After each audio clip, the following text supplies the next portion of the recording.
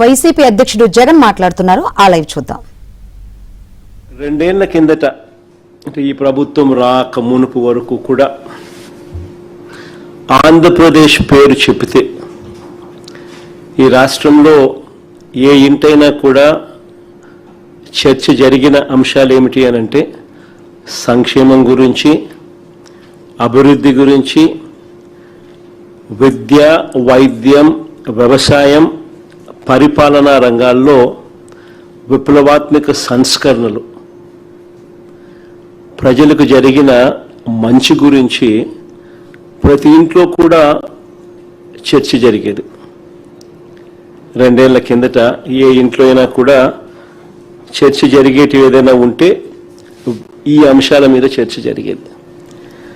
చంద్రబాబు నాయుడు గారి పరిపాలన వచ్చిన తర్వాత ఇవాళ ఏ ఇంట్లో అయినా కూడా చర్చ ఏ అంశాల మీద జరుగుతూ ఉన్నాయి అనంటే రెడ్ బుక్ రాజ్యాంగం, కస్టోడియల్ డెత్స్,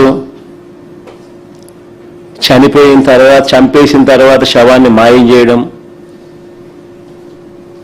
ఇక్కడి నుంచి మొదలెడితే చంద్రబాబు చేసిన సూపర్ 6, సూపర్ 7ల మోసాలు, ఆయన చెప్తా ఉన్న అబద్ధాలు, ఆయన చేస్తూ ఉన్న టాపిక్ డైవర్షన్స్, వీటికి సంబంధించిన చర్చే ఈరోజు ప్రతి ఇంట్లో కూడా ఈరోజు జరుగుతూ ఉంది.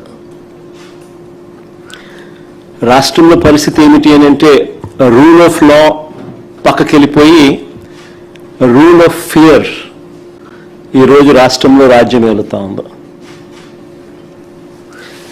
పోలీస్ స్టేషన్లకు వెళ్తే న్యాయం జరుగుతుందన్న నమ్మకం ఈరోజు ఎక్కడా కూడా సన్నగిల్లిపోయింది. ఈరోజు రాష్ట్ర ప్రజల పరిస్థితి ఏమిటి అని అంటే పోలీస్ స్టేషన్లకు పోవాలంటే భయపడే పరిస్థితులకి ఈరోజు రాష్ట్ర ప్రజలు వచ్చిన పరిస్థితులు ఈరోజు రాష్ట్రంలో కనిపిస్తూ ఉన్నాయి. ఒకసారి గమనిస్తే ఇవన్నీ కూడా యాదృచ్ఛికంగా జరిగినవి కావు. ఈ పరిస్థితి ఈ మాదిరిగా తయారైంది. ఈ మాదిరిగా పరిస్థితి తయారు కావడానికి కారణం ఏమిటి అనంటే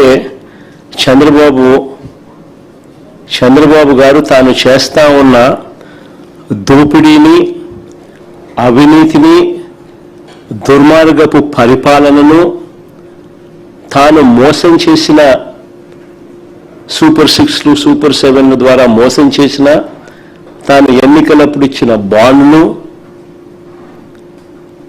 వీటికి సంబంధించి ఎవరైనా కూడా చంద్రబాబు నాయుడు గారిని ప్రశ్నిస్తే ఆ ప్రశ్నించే కార్యక్రమంలో ఏ గొంతు వినపడినా కూడా ఆ గొంతును నొక్కే కార్యక్రమం ఎప్పుడైతే చంద్రబాబు నాయుడు గారు చట్టాన్ని, పోలీస్ వ్యవస్థని తన చేతుల్లోకి తీసుకొని ఎవరైనా కూడా తనను ప్రశ్నిస్తే, ప్రతిపక్ష పార్టీ కావచ్చు, సోషల్ మీడియా యాక్టివిస్టులు కావచ్చు, ప్రశ్నించే జర్నలిస్టులు కావచ్చు, లేకపోతే రాష్ట్రంలో ఎవరైనా సరే తనను ప్రశ్నిస్తే చాలు వాళ్ళందరినీ కూడా అణిచివేసే కార్యక్రమంలో చంద్రబాబు నాయుడు గారు చట్టాన్ని, పోలీస్ వ్యవస్థను తాను వెపనైజ్ చేసినాడు. వెపనైజ్ చేసిన కారణంగా ఈరోజు ఈ దిగజారిపోయిన వ్యవస్థల పర్యావసాలే ఈరోజు మనకు కనిపిస్తూ ఉన్నాయి. చేతిలో నుంచి జారిపోయింది. న్యాయం, ధర్మం అనేది గాడి తప్పింది. న్యాయం, ధర్మం అనేది గాడి తప్పితే వ్యవస్థలు దిగజారిపోతే,